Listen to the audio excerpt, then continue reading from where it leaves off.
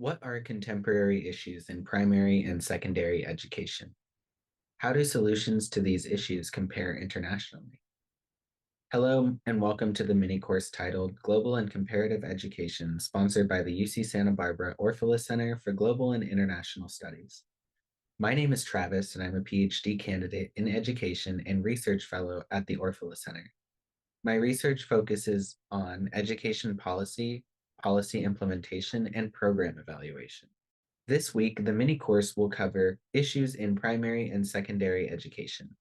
We will focus on educational issues in primary and secondary contexts, as well as methodologies used to compare the international outcomes of primary and secondary education. The articles in this section highlight issues in primary and secondary education.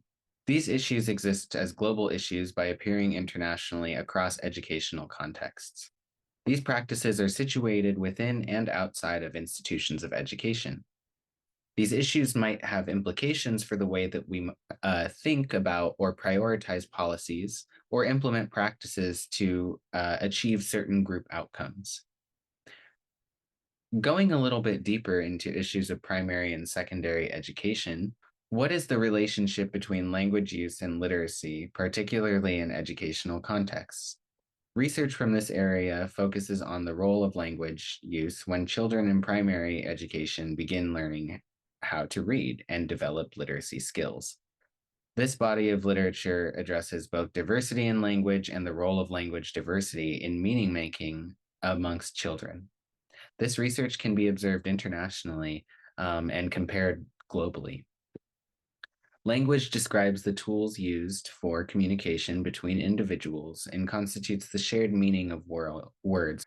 These tools directly relate to students' ability to make meaning of written words as reflections of the world around them. Wicked problems in this area of education policy include providing materials to students that reflect globally connected issues, as previously mentioned during the lecture of the politics of education, this process of meaning making through literacy development can also reflect the liberation of institutionalized ways of making meaning in educational contexts.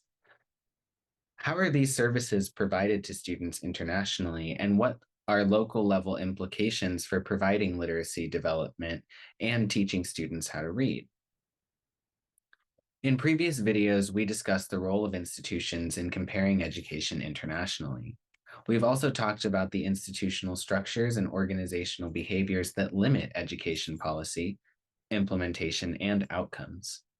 Using this framework and previous research on the economics of education, this area of research focuses on the importance of school and teacher quality, where we focus on the professional development of teachers and the improvement of schools. Teachers are key factors in shaping educational trajectories for students, and their preparation and continuous training has significant implications for the implementation of national educational policy agendas. How can we prepare teachers for the classroom? Focusing on the professional development and recruitment of diverse teachers provides one way in which policies may be evaluated. These conditions of school and teacher quality address internal organizational factors, but are limited in the relationship between education environments external to the schools. In the previous videos, we've discussed the role of schools and internal actors, but we haven't discussed the role of families in education. Considering the possibility for learning and education to occur within and outside of schools, children rely on their families for developing cultural knowledge and ways to sustain traditions and beliefs. These belief systems might conflict with the beliefs of schools, which ultimately limit the opportunity for students to sustain them. Families play a vital role in the development of children. Moreover, children learn from their families, and families play a vital role in supporting the formal education of children because of the cultural support they might provide.